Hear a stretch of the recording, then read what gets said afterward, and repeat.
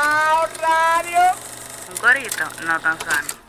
Hola, bienvenidos a Conversaciones de la Caverna. Hoy abordaremos el tópico del lenguaje en la filosofía contemporánea con el doctor Enerio Rodríguez Arias. Abordaremos este tema y muchos tópicos relacionados con el mismo después de la pausa. Por el momento vamos a los auspiciadores. Yo, disfruta el sabor de siempre con harina de maíz mazorca y dale, dale, dale, dale. La vuelta al plato. Cocina arepa, también empanada. Juega con tus hijos, ríe con tus panas. Disfruta en familia, una cocinada. En tu mesa la silla nunca tan contada. Disfruta el sabor de siempre con harina de maíz mazorca y dale, dale, dale, dale. La vuelta al plato. Siempre felices, siempre contentos. Dale la vuelta a todo momento. Cocina algo rico, algún invento. Este es tu día, yo lo que siento. Tu harina de maíz mazorca de siempre, ahora con nueva imagen. Para cosechar lanzadores hay que sembrar disciplina. Para cosechar jonroneros hay que sembrar honestidad. Para cosechar grandes ligas hay que sembrar valores. Porque los grandes ligas no crecen en el monte, se cultivan. Así como el mejor arroz. Arroz La Garza, patrocinadores de nuestros próximos grandes ligas. Ahora vamos a hidratarnos con agua cristal en su nueva presentación de Tetra Pak. Agua cristal, menos plástico, más vida. Comparte, recuerda darnos tu like y activar la campanita para notificaciones. Bao Media Group presenta Conversaciones de la Caverna, conducido por Leonardo Díaz. Bienvenido, don Enerio, gracias por acompañarme en estas conversaciones desde las cavernas. Uno de los giros fundamentales de la filosofía contemporánea es lo que se ha denominado el giro lingüístico. Es decir, en la filosofía contemporánea el lenguaje ha pasado a ser un tópico fundamental, ¿no? Preponderante, ¿no?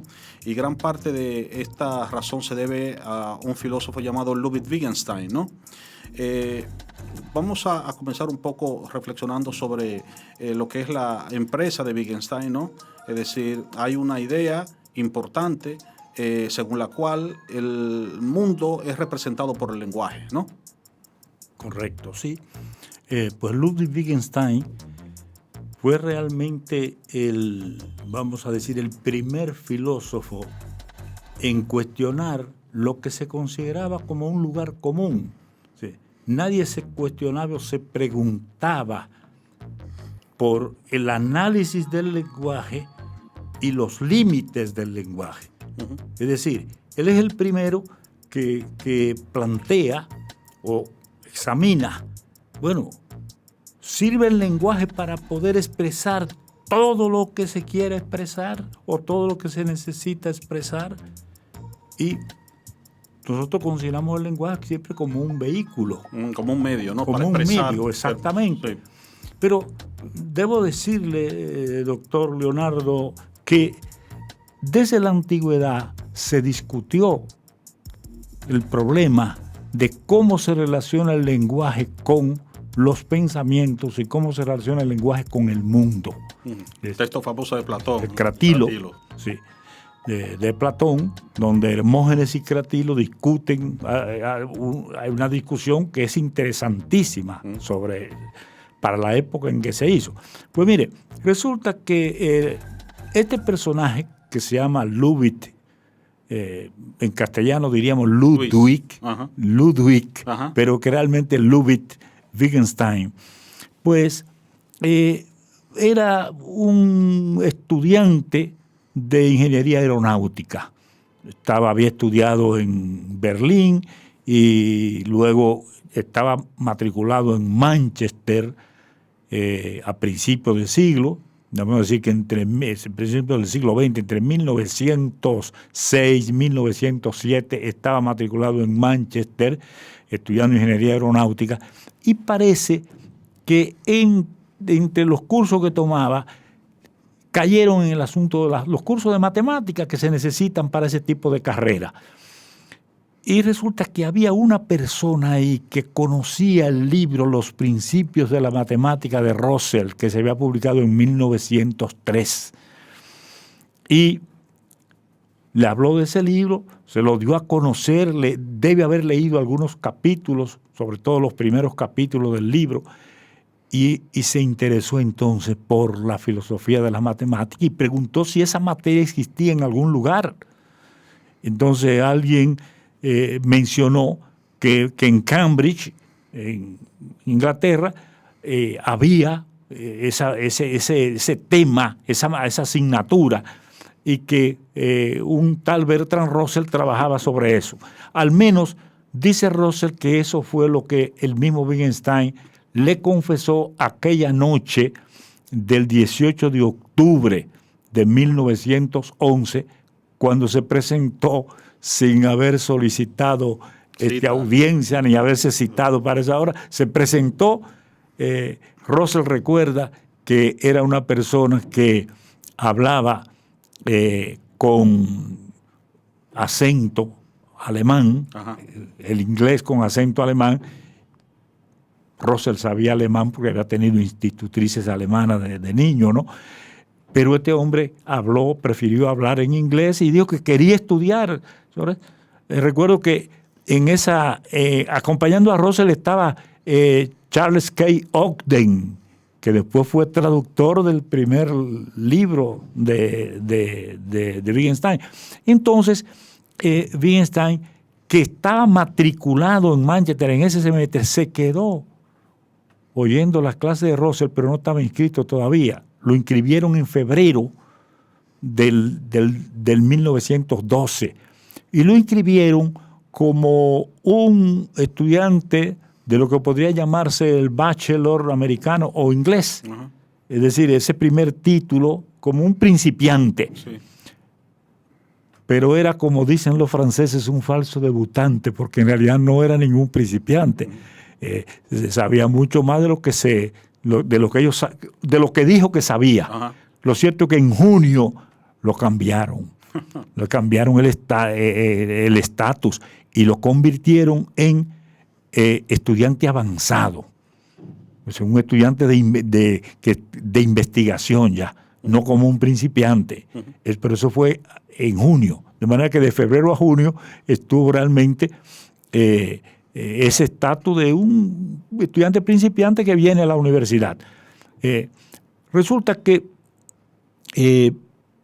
Bertrand Russell empezó a darse cuenta de que estaba en presencia de un ser excepcional desde el punto de vista de su inteligencia, de su capacidad para aprender rápidamente, y nada, lo aceptó como si fuera un pupilo.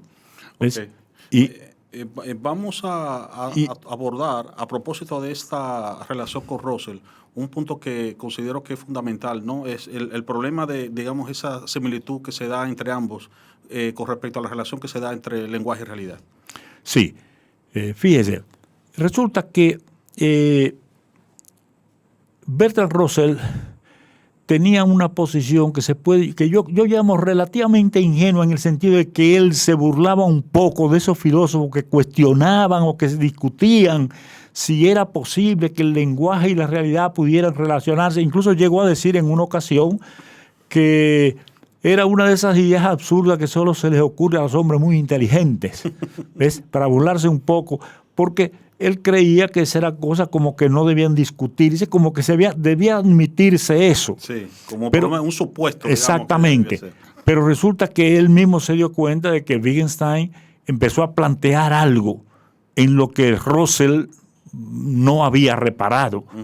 Y es que si el lenguaje es un representante de la realidad, o puede representar a la realidad, o sirve para representar a la realidad, o sea, como una pintura. Que era Bild en alemán, que es como pintura, y que Alejandro Tomasini, el mexicano, Tomasini Basol, lo traduce como retrato. Lenguaje retrato. En España, de Año, Alfredo de Año lo tradujo como pintura, pero los otros como figura. Sí. Figura en casi todas las traducciones. Sí. Pero en México esto como retrato, retrata la realidad. Entonces, Wittgenstein pensó, para que una cosa pueda representar a otra, las dos cosas tienen que tener algo en común. Si el lenguaje y la realidad tienen que tener algo en común para que el lenguaje pueda representar la realidad. Ahora, eso que el lenguaje y la realidad tienen en común para que el lenguaje pueda representar la realidad, eso no puede representarse en el lenguaje. ¿Está claro? Y ahí vino el principal problema sobre los límites del lenguaje, que es lo que Donald Peterson, un profesor de Toronto, Canadá, ha usado la analogía del espejo. De decir, por ejemplo, que lo que se refleja en el espejo no puede a su vez representarlo de nuevo. Ajá. Es decir, hay cosas que el espejo puede representar, lo que está frente al espejo, pero hay otras cosas que es eso que está reflejado en el espejo no lo puede reflejar de nuevo, ¿no? Uh-huh. Entonces, ahí viene uno de los límites del lenguaje. ¿Ven? Entonces, resulta que la obra principal en ese momento, una obra escrita en medio de la guerra, de la Primera Guerra Mundial, el hombre era soldado, andaba con su mochila y por la noche escribiendo. Por eso es un libro que debe tener muchas limitaciones en lo que se refiere a que no cita a nadie. No, uno pensaría que si se fuese a evaluar con los estándares académicos actuales no pasaría ninguna evaluación. No pasaría, no calificaría realmente porque, bueno, fue... Y él no sabía trabajar de otra manera, porque él no estaba entrenado tampoco. No. Mire, cuando le ofrecieron, le dieron la oportunidad de que presentara un trabajo de lógica, para darle un título, él no sabía que tenía que tener un prefacio, que tenía que tener notas diciendo a qué autores había, en qué autores se basaba, a quién había consultado, y realmente no calificó. Sí. Es decir, no llegaron a examinar eso, porque él admite que a él no le habían dado las instrucciones que se necesitaban para ese tipo de trabajo y que además no estaba preparado para hacerlo. Entonces, resulta que ese hombre, pues, escribió eso. Y cambió la filosofía. Porque yo recuerdo que planteó algunas cosas ahí que todavía se discuten. Doctor Leonardo, yo creo que muchas de las cosas se discuten porque la oscuridad, la brevedad, el laconismo del texto, que está es como si fuese cifrado, expresiones cortas, y eso. Él mismo le dijo a Russell que eso lo hacía oscuro, a pesar de que era transparente como el cristal. Digo él, pero no era tan transparente, porque Russell le mandó una carta donde le señalaba todas las cosas que no entendía él del texto, y entonces ahí fue donde él hizo la distinción famosa entre lo que puede decirse y las cosas que solo pueden mostrarse. ¿Ves? Sí, y ahí entramos también en otro aspecto de los límites del lenguaje. Exacto. Que se refería anteriormente, ¿no? Sí, hay, digamos, el lenguaje juega un papel de representación, pero entonces todo aquello que no puede ser representado, entonces carece de sentido. Es muy importante ese aspecto, muy incomprendido con frecuencia, ¿no? Wittgenstein hablaba de que habían proposiciones que carecían de sentido porque no podían representar hechos de la realidad, ¿no? Y en ese sentido podríamos enmarcar las proposiciones de la experiencia estética, de la experiencia religiosa, pero aquí es donde viene una de las grandes confusiones, porque se ha interpretado que lo que Wittgenstein quería decir era que eso no tenía importancia, y era exactamente lo opuesto. Era lo opuesto. Es más, cuando él escribe a su tocayo Ludwig von Ficker, sobre el libro, le dice que lo importante del libro es lo que no está escrito. Ajá. ¿Está claro? Sí. Y es porque él cree, y al final cuando dice también, dice, mire, una de las cosas que aprendemos con este libro es lo poco que hemos logrado después de resolver todos estos problemas. Ajá. Es decir, aunque creo que hay una cierta continuidad, creo, en esto, y las investigaciones filosóficas. Me parece que donde dice, aunque pudiésemos resolver como todos los problemas científicos, nuestros problemas más importantes, los problemas de la vida quedarían sin ser tocados, ciertamente. Entonces, o sea, es el punto de que realmente las experiencias más importantes de la vida, las que tienen que ver con el significado de la vida, un sentido metafísico del mundo, la experiencia religiosa, pues no pueden ser expresadas en el lenguaje, es lo que nos quieres decir, ¿no? Y por eso, digamos, ahí lo que cabe es el silencio, ¿no? Lo que cabe es callar, ¿no? Sí, correcto, sí. No, así termina definitivamente. De lo que no se puede hablar hay que guardar silencio, porque él considera que de lo que se puede hablar se debe hablar claramente. Correcto. ¿Ves?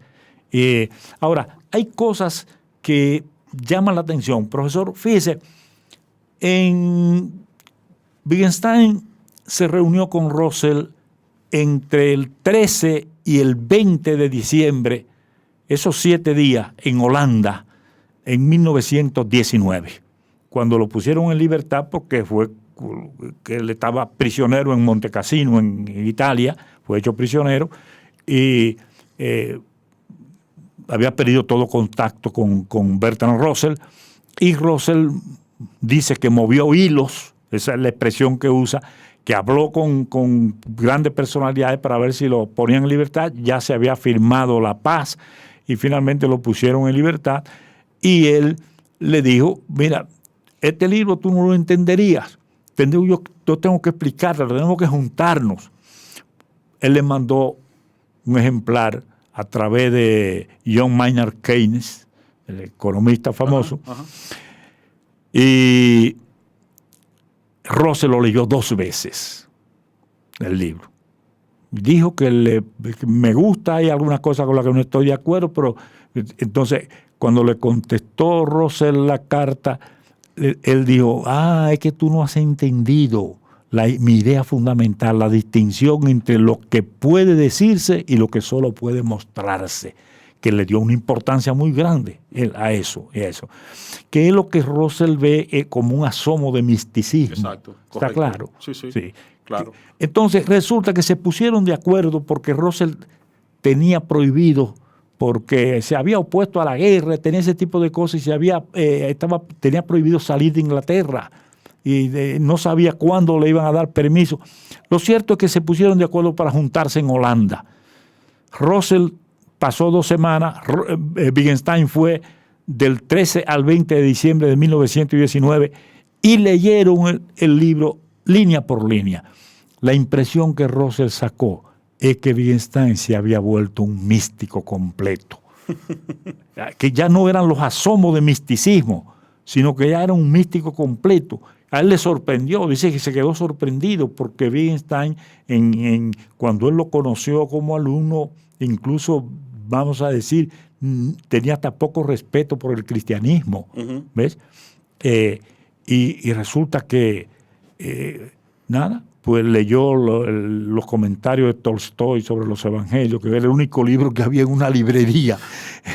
Y bueno, en cierto sentido, tal vez su acercamiento a la experiencia religiosa se asemeja a la de Tolstoy. No es la de un cristiano, digamos, clásico. Su idea de Dios, de hecho, no es tampoco una idea personal, sino que más bien, sí, alude a una especie de experiencia más bien espiritual, inefable, y en ese sentido sí uno podría decir que coqueteaba, digamos, con el También misticismo. parece que había leído, según dice Russell, después de esa reunión, que leía a Kierkegaard y había leído Las variedades de la experiencia religiosa de William James. Sí, parece de hecho con el tiempo que hemos descubierto que leía más de lo que creíamos, porque no citaba y muchas veces se decía que no era un individuo como que tenía mucha formación filosófica, pero parece que no. Me dijo Germán Berríos, un peruano naturalizado inglés, que varios psiquiatras de los que fueron a estudiar a Inglaterra lo trajeron aquí, Puello, José Joaquín Puello, Rafael García Álvarez y eso. Me dijo personalmente él, que él incluso atendió a la señora esta que era discípula de Wittgenstein, Anscombe, Elizabeth Anscombe, y la asistió a la hora de la muerte. que pidió, a pesar de que tenía un panteón, pidió que le enterraran al lado de Wittgenstein, ¿sabes? En un pedacito al lado de la tumba de Wittgenstein. Pues Germán Berrío me dijo que debajo de la cama de Wittgenstein encontraron una caja con muchísimos libros, ¿ves?, de autores como Schopenhauer, sí. Kant, Sí.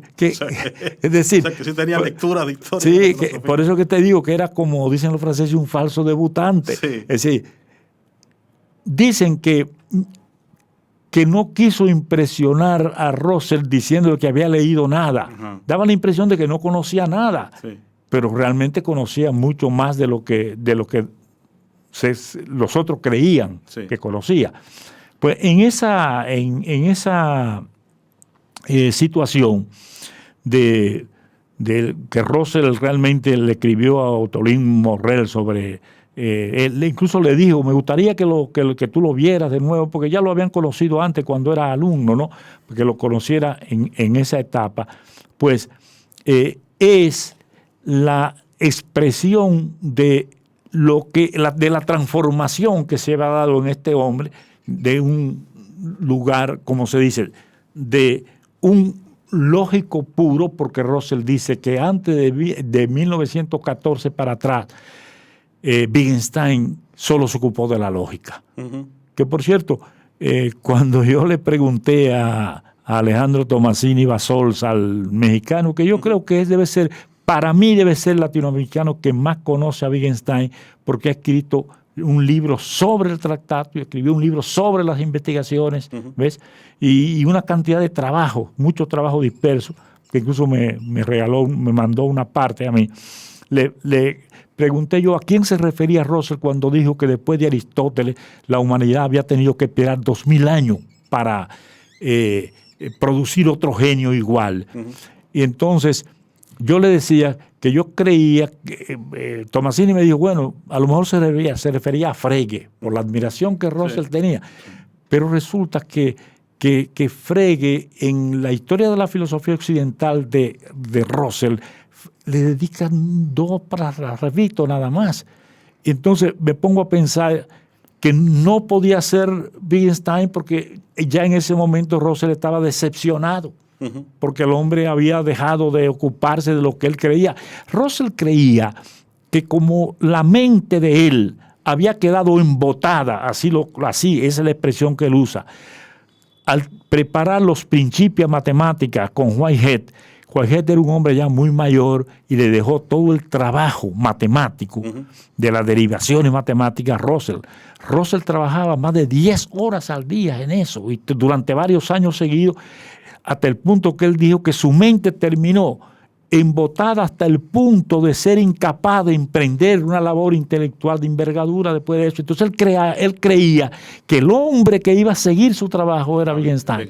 Sí, y entonces, o sea que sufrió ahí una gran decepción. Sí, una gran decepción. Porque, yo quisiera finalmente que abordemos un tópico que, digamos, es una consecuencia, ¿no?, de la visión que tiene Wittgenstein de la realidad y del conocimiento y del lenguaje, que es...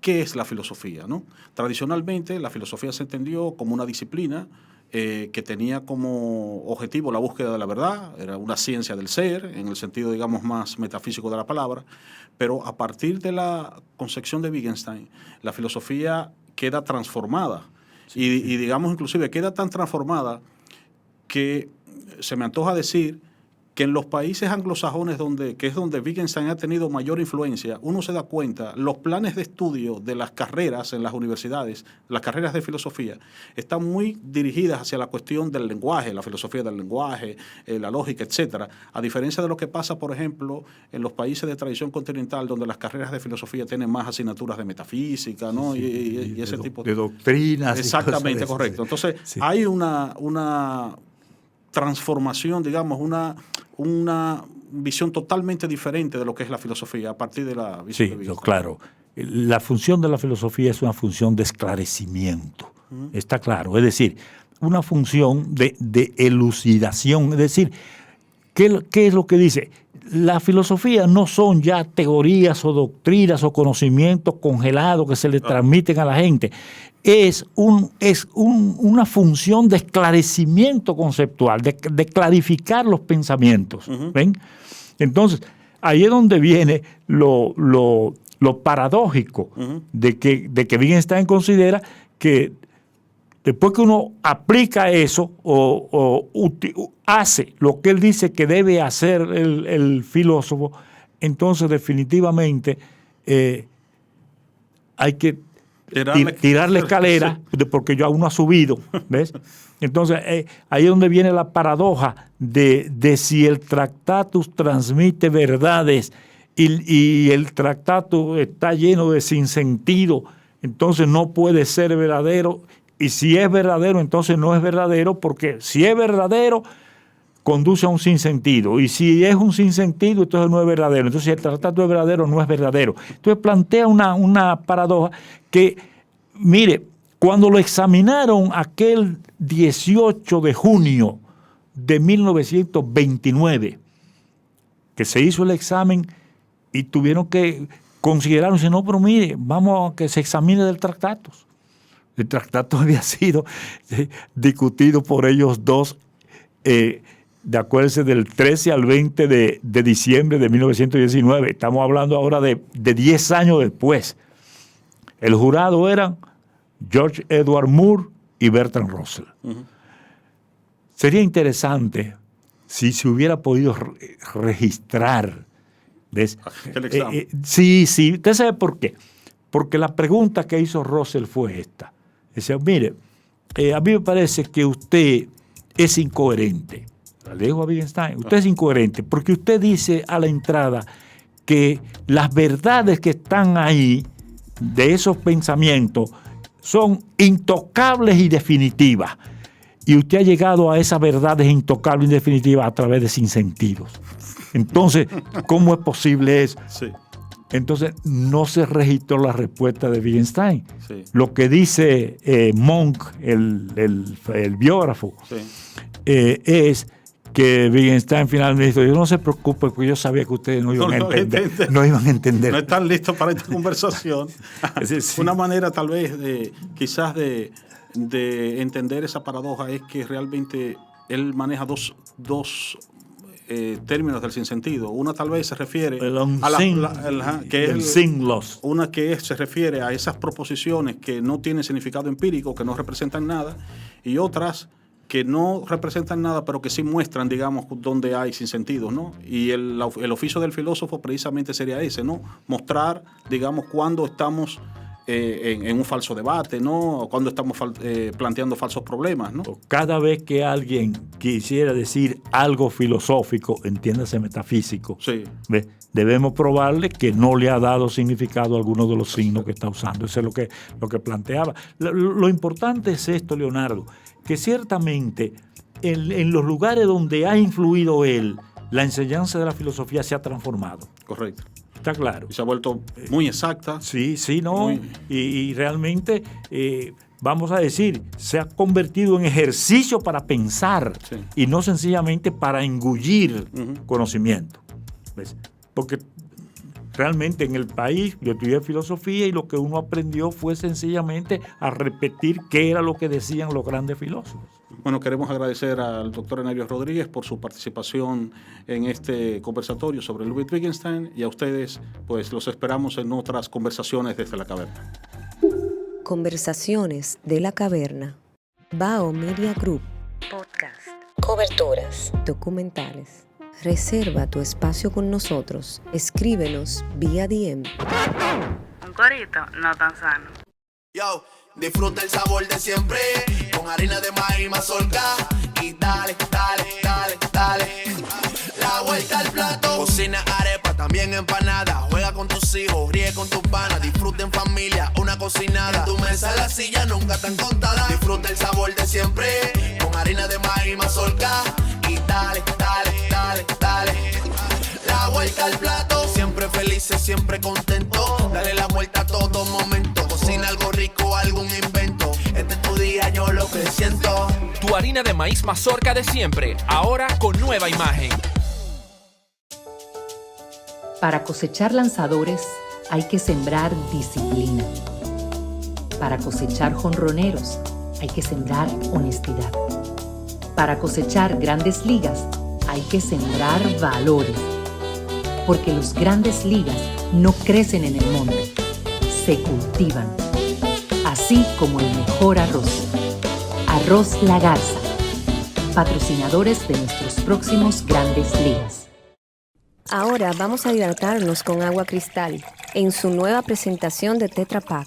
Agua cristal, menos plástico, más vida. Comparte, recuerda darnos tu like y activar la campanita para notificaciones.